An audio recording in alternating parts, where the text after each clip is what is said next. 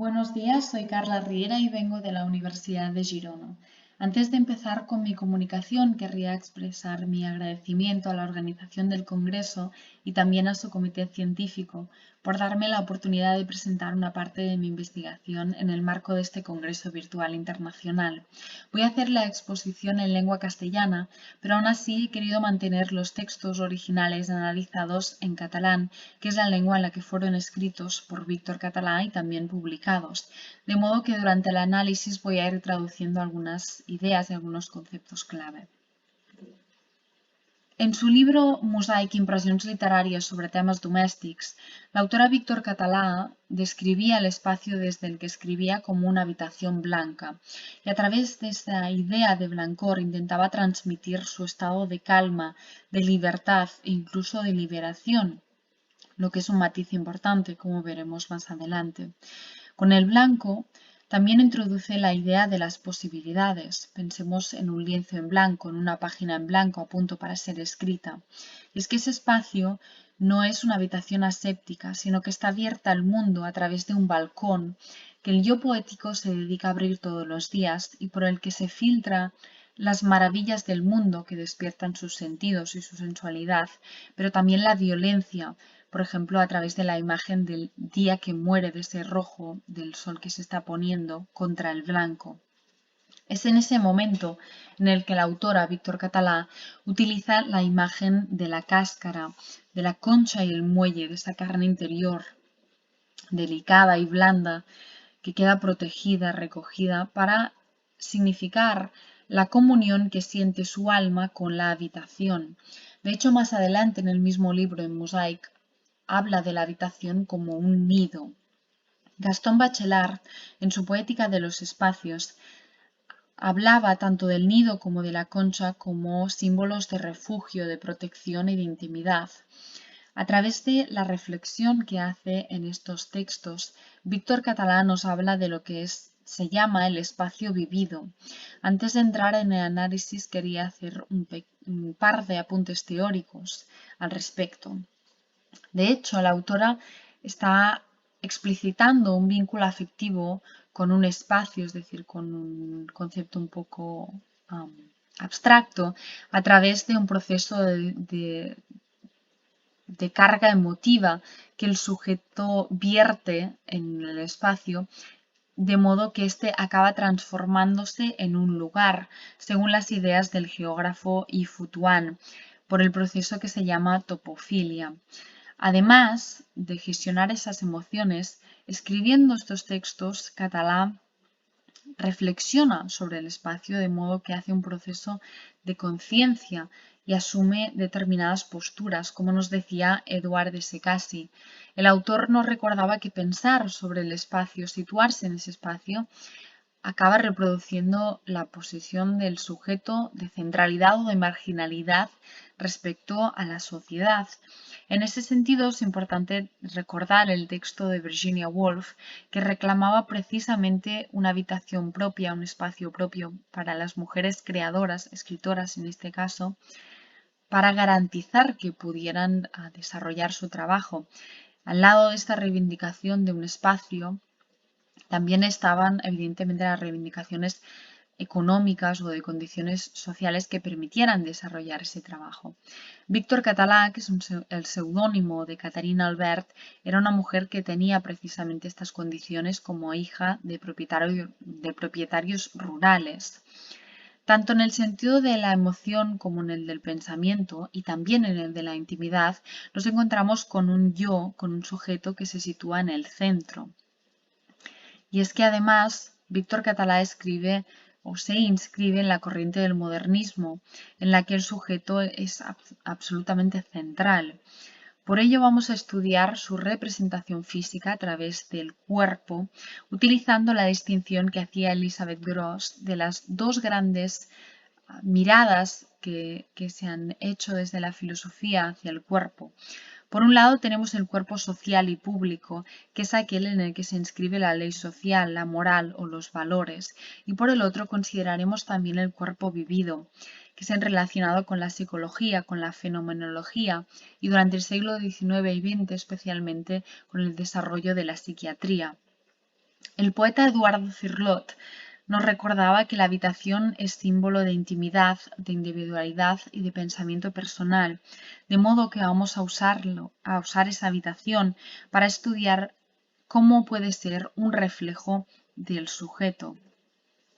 El único criterio que hemos utilizado a la hora de elegir los relatos que vamos a analizar es que las mujeres tuvieran una habitación propia en ellos, es decir, que no fuera la habitación matrimonial.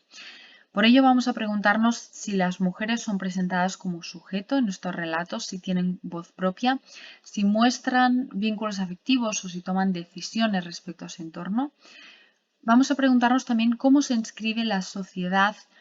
en una habitación que se sitúa además dentro de un hogar que tradicionalmente se ha considerado una esfera femenina, para acabar haciéndonos la gran pregunta, que es si esta habitación es presentada como un espacio de protección y recogimiento o no lo es. El primer caso que vamos a estudiar es el de María Romana, protagonista del Carcañol.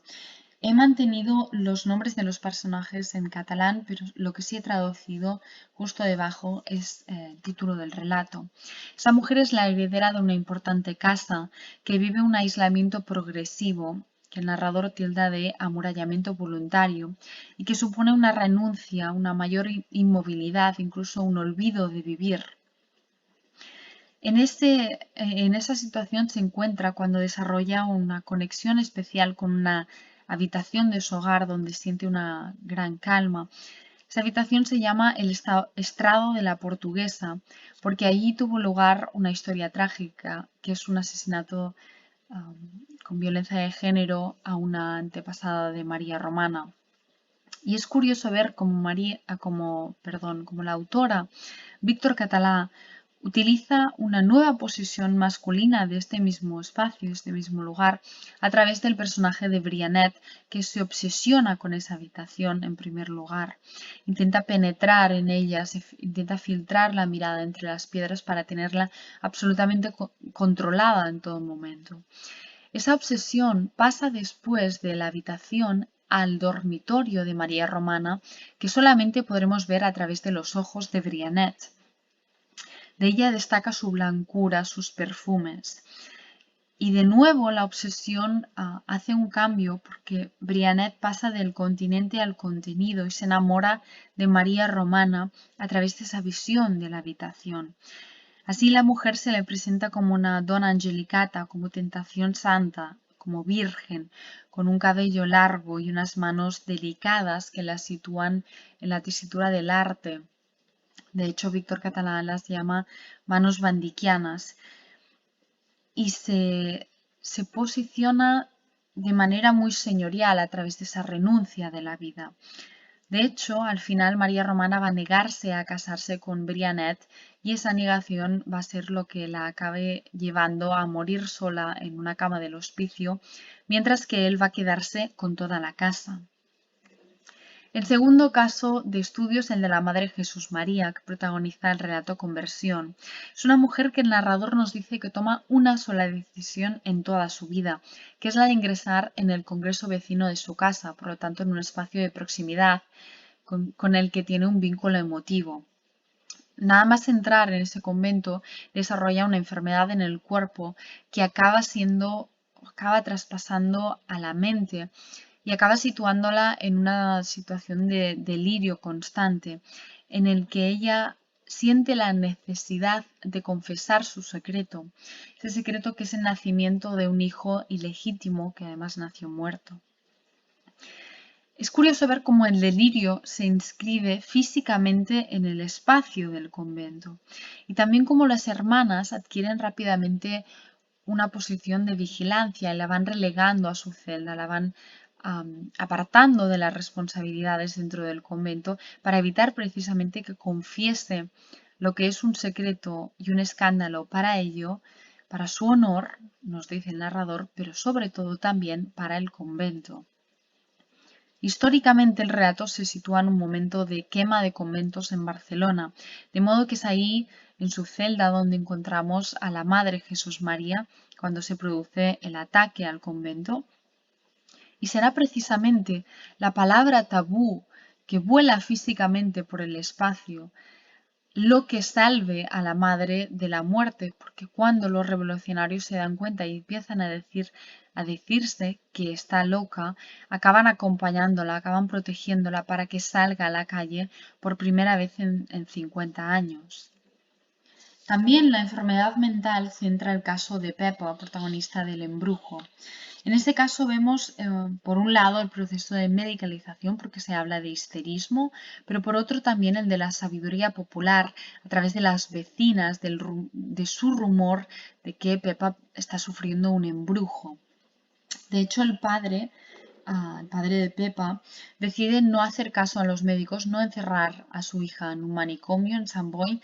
pero sí encerrarla en su habitación todas las noches. Y es ahí donde la descubrimos a través de la mirada masculina de su vecino, Micalet, que la observa todas las noches de ventana a ventana. Así, Micalet descubre rasgos típicos para representar la locura femenina, como por ejemplo su desnudez o su cabello absolutamente alocado. Y se sitúa como juez de la situación, porque habla en muchas ocasiones de injusticia, aplicando una mirada paternalista, hablando de lástima, de lo que le genera o de cómo es una gran injusticia que no pueda ser esposa y mujer, que no pueda hacer feliz a un hombre y tener muchos hijos, por lo tanto, que Pepa no pueda cumplir con su rol dentro de la sociedad o con aquello que tendría que hacer. Justo después de hacer esta reflexión, hace también otra respecto a la dicotomía entre cuerpo y mente y dice que es una lástima que le carcoma el cerebro una enfermedad rara, dejándole como por burla, es importante el matiz, el cuerpo intacto, es decir, ese cuerpo que se le presenta a Micalet como un objeto bello y que lo hace además a través de una vista parcial, porque lo que puede ver él desde su ventana son solamente fragmentos que va reconstruyendo de ese cuerpo objeto, que rápidamente además se presenta en términos artísticos, porque Micalet habla de un cuadro religioso, la ve como una Madalena orante. Después, cuando ella salte de la ventana y se libere del marco, que son esas paredes de la habitación, la verá como una escultura que adquiere un poco de movimiento y que además es significativamente una Venus. Por lo tanto, tenemos ya la sensualidad, el elemento de la sensualidad que se introduce, de la tentación, que va a incrementarse cuando la vea moverse ya absolutamente liberada de la habitación en la terraza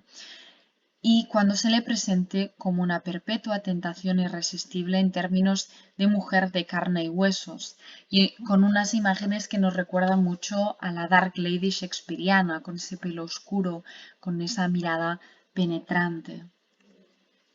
Pasamos de la enfermedad mental a la enfermedad física, la dolencia física, con el caso de la marquesa de Artigas, protagonista de Carnaval.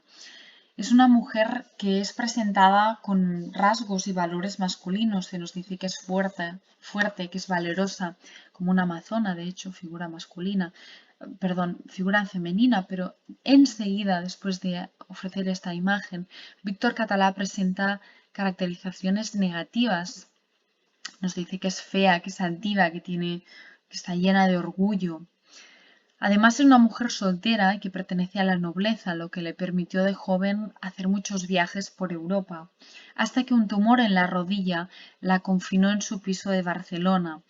piso en el que su habitación da significativamente a la Rambla, por lo tanto ya nos indica el poderío económico, la posición social de esa mujer. Desde esta habitación ella mira constantemente hacia afuera, hacia la Rambla, y todo el espacio interior de la habitación en la que pasa el día está lleno de riqueza, de suntuosidad. De hecho, ella es presentada como un senador romano en el interior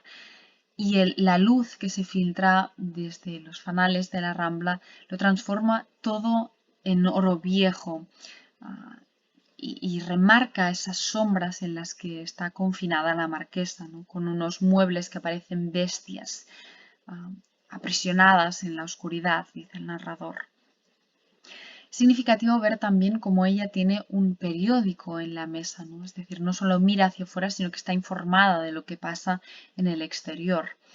De hecho, puede moverse por el piso con una silla de ruedas que mueven los sirvientes que tiene y a los que maltrata profusamente durante el relato.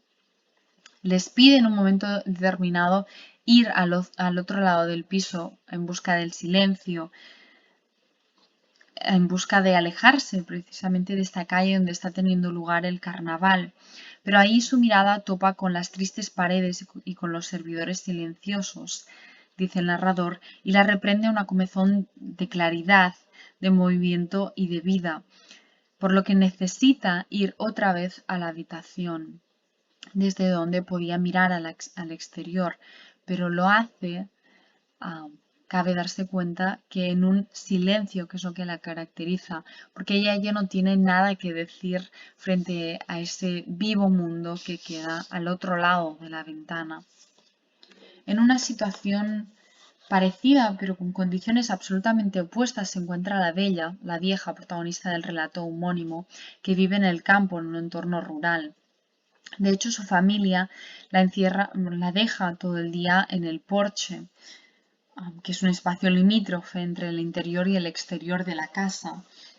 Y es ahí donde ella queda absolutamente dejada de la mano de Dios durante todo el día, solamente mirando al horizonte porque está paralizada. Y allí adquiere la categoría de carga, de objeto,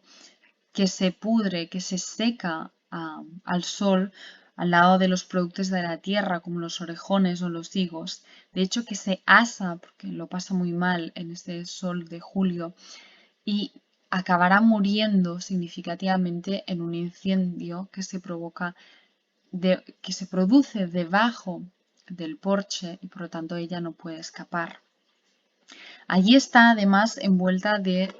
el hedor de sus propias necesidades que se hace encima. De hecho, ese fue el motivo de la expulsión de su habitación por un episodio de incontinencia, de modo que a partir de eso que deciden dejarla afuera. Precisamente cuando está en la habitación y su nuera se dé cuenta de que se ha producido una situación de incontinencia, abre la ventana y cuando la abre, la vieja puede mirar al cielo y reflexionar, escapándose por primera vez de las peladas paredes que le hacen de jaula, y contemplar qué es lo que no ha podido hacer en su vida de burro de carga, dice, en su vida de trabajadora, que solamente miraba al suelo, al campo, pero ahora que es inútil, que no puede hacer nada en un mundo rural en el que la productividad o el poder trabajar es absolutamente necesario, será cuando podrá contemplar. La segunda parte de la tragedia es que no podrá expresar nada de lo que piensa ni de lo que siente, porque su parálisis física hace que no pueda verbalizar, de modo que tanto el médico como su propia familia creen que tampoco puede pensar y acaba confinada dentro de su carne casi del todo muerta y momificada. El último caso de estudio es el de Isabel, protagonista de Atardecer, que es una mujer de nuevo presentada con rasgos masculinos. Nos dice el narrador que el matrimonio la puso a abrigo de la vergüenza, por lo tanto le da una cierta libertad, le permite unas ciertas condiciones para dar rienda suelta a esos rasgos masculinos como su rapacidad de salvaje o su capacidad de ser una perfecta estratega. En la penumbra, otra vez estamos en las sombras del hogar, dice el narrador otra vez, vive una vida serena y tempestuosa de mujer de casa y de meretriz vulgar, por lo tanto de los dos polos. Domina sus pasiones con un corazón frío como un bloque de mármol y tiene un cerebro con una claridad crua y positivista. Eso se muestra claramente en la imagen del cajón que tiene escondido dentro de su habitación. Bachelard nos decía que el cajón, lo que hay dentro del cajón o las cajoneras o los armarios, nos muestra la vida secreta psicológica de los personajes. Y de hecho aquí Catalá aplica una gran ironía porque está subvirtiendo una vez más los valores tradicionalmente asociados a las características femeninas y masculinas, porque juega con los tópicos del amor cortés y con esas reliquias de los amantes que Isabel guarda solamente para hacer comedia, porque ella cree que son cursilerías absolutamente y que luego utilizará como arma incluso para su táctica. El narrador acaba diciendo, de hecho, que cada vez que cambia de amigo tiene que hacer limpieza de este cajón. Y es que la verdadera tragedia de Isabel no es el desengaño amoroso, como podría parecer si seguimos los tópicos tradicionalmente ligados al comportamiento femenino, pero también a la literatura femenina, sino que su auténtica tragedia se le desvela cuando cierra el cajón, el armario, y le queda delante el espejo por el que se refleja la luz de la luna, una luz tradicionalmente relacionada también con la esfera femenina. Y ella se puede dar cuenta de la propia vejez, de la degradación de este cuerpo que de nuevo es presentado en términos masculinos. Muy significativamente, Catalá utiliza la imagen de dos figuras de autoridad masculina que ya hemos visto en esta exposición, como son la del juez y la del médico, para caracterizar la mirada de Isabel con la que descubre con la que hace ese reconocimiento, con la que descubre ese cuerpo envejecido que será su auténtica tragedia. Así finalmente pasamos a las conclusiones para preguntarnos de nuevo si ese sujeto que presenta Víctor Català está escrito en femenino, si sus experiencias se articulan desde su punto de vista. Recuperamos las ideas del cuerpo social y público para darnos cuenta de que hemos estudiado mujeres que viven una situación marginal dentro de la sociedad respecto a su postura o a su posición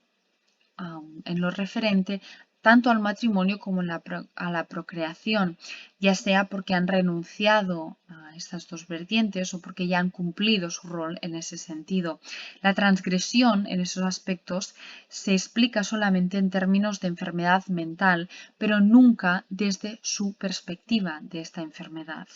Hemos visto casos de aislamiento voluntario y otros de encierro, para darnos cuenta de que las líneas entre estas dos situaciones son difusas, no siempre son tan claras. Y hemos recorrido casos de expulsión y de huida, entre otros. El análisis de las habitaciones nos ha revelado estructuras potentes de opresión y una posesión masculina de los supuestos espacios de intimidad femenina. Por ello nos preguntamos si realmente hemos tenido la percepción de un cuerpo vivido. Y la respuesta es negativa, porque no conocemos la experiencia directa de las mujeres, sino mediada. Y mediada además a través de una mirada masculina que contempla el cuerpo femenino como un objeto, a través de una medicalización y también de una mirada artística, con solamente dos excepciones, la de la marquesa y la de Isabel, que tienen unas condiciones sociales y económicas muy específicas, pero que además son las dos mujeres que viven un proceso de masculinización que va desde el cuerpo a la mirada. Nos hemos dado cuenta también que las habitaciones femeninas incrementan a medida que van pasando los años en la producción artística de Víctor Català. En su primer libro de relatos, Dramas Rurals, publicado en 1902, hay muchas habitaciones matrimoniales, pero pocos espacios femeninos. Sí van apareciendo ya en Kairos Views en 1907 y más adelante, especialmente en los cuentos publicados en 1920. Pero esa mayor presencia y exploración de los espacios femeninos se hace todavía desde una perspectiva filtrada por estructuras mentales que las vinculan a los valores tradicionalmente femeninos, como nos decía Elizabeth Gross, que son aquellos que los relacionan con condiciones biológicas de las mujeres o las llamadas condiciones esenciales, que son las que vinculan una supuesta esencia con comportamientos tradicionalmente femeninos. En el caso de Víctor Català vemos también formas narrativas tradicionales, porque nos encontramos a principio de siglo y en unas condiciones muy concretas, pero a lo largo del siglo XX, a través de figuras como por ejemplo Virginia Woolf, que hemos mencionado anteriormente, habrá una gran exploración narrativa para intentar presentar las interioridades y exteriorizar las experiencias femeninas en el seno del mismo modernismo y a través de un juego fundamental, por una parte con el espacio y también con el tiempo. Muchas gracias por vuestra atención y otra vez quiero agradecer la oportunidad de presentar mi investigación en este congreso. Ha sido un placer.